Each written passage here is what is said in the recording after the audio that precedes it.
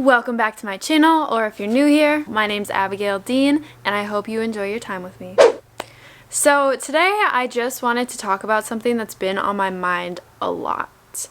I have been into the environmental movement for pretty much all of my life. I loved the outdoors as a child, and in high school when I started to learn about climate change, global warming, everything that was happening with the environment, I wanted to do something about it because I love our earth and I want to keep it beautiful and healthy for me, for everybody else. So I didn't really understand what zero waste was for most of my life. I didn't really know what that meant.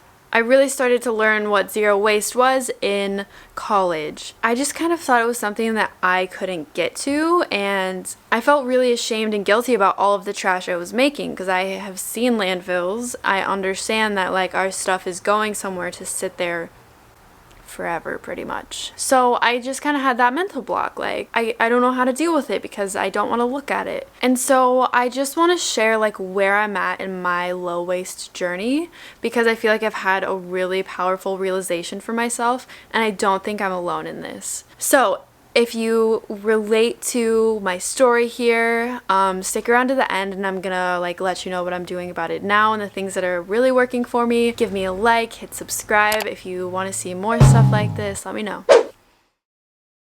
So when I was in college, I helped start the Colorado State University Zero Waste Team. Basically what we were doing started out at football games. So people who were going to the games would have plastic cups or compostable things or all of this stuff. CSU had these bins. When they built their new stadium, they had these really nice bins. Landfill, recycling, compost. 3 different slots with signs of what should go into each. But people still were just throwing everything everywhere. So then all of it was going to the landfill because the compost was contaminated, the recycling was contaminated.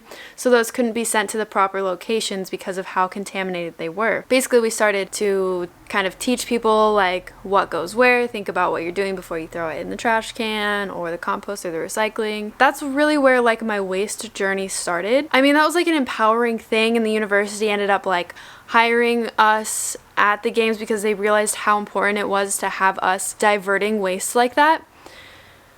But it really sent me into this just anxious turmoil. I was seeing all of this waste and I was seeing the lack of infrastructure to handle it, and I learned the truth about recycling that I had no idea that we don't recycle any of our plastic. We don't recycle paper here. There's some glass and aluminum recycling going on here in the United States. Everything else is just shipped off. Just seeing the amount of trash that was created at one football game for one university, it was astonishing. And then thinking about that was just a football game. That wasn't the whole day of the university or the whole week or every university or the entire country or the entire world. And I just saw all this trash and it was just so overwhelming. That's kind of where this starts. Just the overwhelm. The initial feeling is just I can't believe this is happening. I'm super overwhelmed. I want to do something about it, but I'm super overwhelmed. Where do I start? There are a lot of YouTubers and Instagrammers and bloggers, Pinteresters that I follow that are in the environmental movement or that are zero waste. They put out so much good content, so many helpful tips. And a lot of the people I follow, they're either I don't know, maybe 100% zero waste or almost 100% zero waste. And they can be really hard on themselves. I'm not zero waste, I'm low waste, even though they throw away one piece of paper a month. You know? And then there's people out here that are just that's not zero waste. How am I ever even going to get to that? And so these zero wasters and low wasters are super awesome and they're putting out all of this amazing content, and I've been watching it for a long time and it's I'm still not there. And I think what I realized is no one really gave me the permission to start, the permission that I was looking for, the permission that I needed to start this. And that is, it's okay. It's okay. It's okay. I was born into this consumerism, disposable society. I was. That's not my fault. My responsibility starts here and now. It's not my fault that all of these systems are already in place. I can't take responsibility for everything that's already going on. As long as I'm breathing in the air of consumerism, I have to be able to kind of look at that and realize that I am part of the problem and be able to like disassemble my relationship with disposables and waste. Mainly what I mean is I needed someone to give me the permission to look at my waste, my relationship with waste, everything disposable in my life, to understand that I'm not alone and that like I don't have to feel the guilt and the shame that I felt about it, because that's what I was feeling. Like I've seen people do waste audits. I know how to do it. But I think in that, like the ones that I've seen, it's like, how do you deal with the shame and the guilt and just like the hopelessness of looking at all of that? Like, I can't be the only one here that's feeling it. I think that's the missing step of why so many people choose to just stay in the convenience. It's not really just about the convenience. It's like they don't want to look at it because it feels bad. Even knowing what the right solutions are, it's like, I don't want to look at it because that feels really icky. You know? I don't want to look at everything that goes to the landfill. Like, it's embarrassing. And it's difficult looking at these people who like seem to have everything figured out, and it's like they have their whole system of like using reusables and not throwing anything away and not wasting anything. How do I get there? Like, what is the first step I take? If we look at ourselves, this idea makes sense. Like, we know from psychology that shame and guilt are ineffective. They're terrible motivators. Because when we're presented with information that makes us feel shame or guilt or embarrassed, immediately we want to turn away. What else can I think about that's not going to make me feel like this? So I really think that what I have learned right now is that is like the first step of really taking an environmentally responsible journey in life. Acknowledging that there is this disposable system, this disposable society that we have been thrown into, and that's not our fault, but we are a problem as long as we're not willing to look at it. So our responsibility starts now. You don't have to feel guilt and shame and embarrassment. You just have to be willing to look at it. I have another little story time that like goes along with this. In college, I used to just be like so hardcore. I was part of some like animal rights activist groups, and I was vegan. I was like newly vegan because college was the first time I learned what vegan was. Like, I'd been vegetarian for a while, and so then I learned what vegan was, and I was like, I have to do that. How can I keep eating cheese? That's horrible. Like, I hate dairy. Like, you know, like it just made so much sense.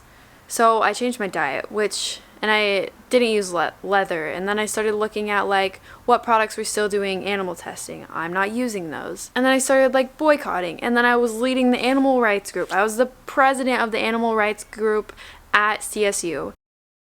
But I was part of this like other group who was just like so hardcore. They weren't related with my school at all, but they were just like so hardcore, like PETA on some next level shit.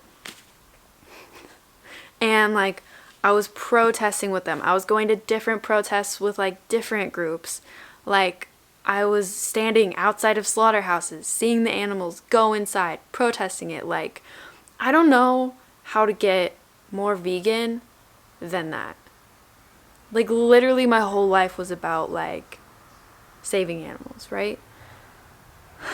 I was part of this like really extreme group, and I'm not gonna like say who they are, because I don't know, I think anyone that's like fighting those injustices, like, go you, you're kind of really ineffective, but like you're still fighting something horrible, so like I'm not gonna try to like take you down at all.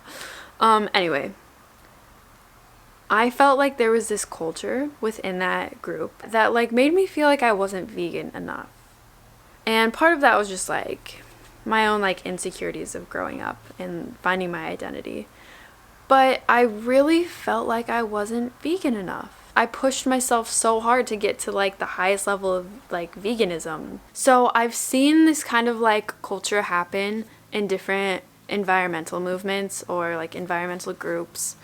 I've seen it in like obviously the animal rights community. I've seen it in the the zero waste community. I've seen it in the conservation community. Like, just in general, there are people like in these movements who can really put off this air of, you're not doing enough. You're not being this enough. You're not like fill in the blank enough. I just really want to focus on that in my low waste journey, because I relate to so many people who want to start in a more like environmentally responsible journey but don't know how to start. So I just think that's like the first real step into making like real change in our lives. Being able to hold ourselves with grace while also holding ourselves responsible for what we are doing. Making one swap at a time. You get a reusable water bottle, you get used to carrying that around with you all the time. Cool, awesome, like celebrate that little victory. What's next? Reusable silverware you keep in your purse. Awesome, you get used to having that all the time. Celebrate that. What's next? It's about making little changes. And so I really am going to share my journey openly. I'm not zero waste. I'm definitely trying to be low waste.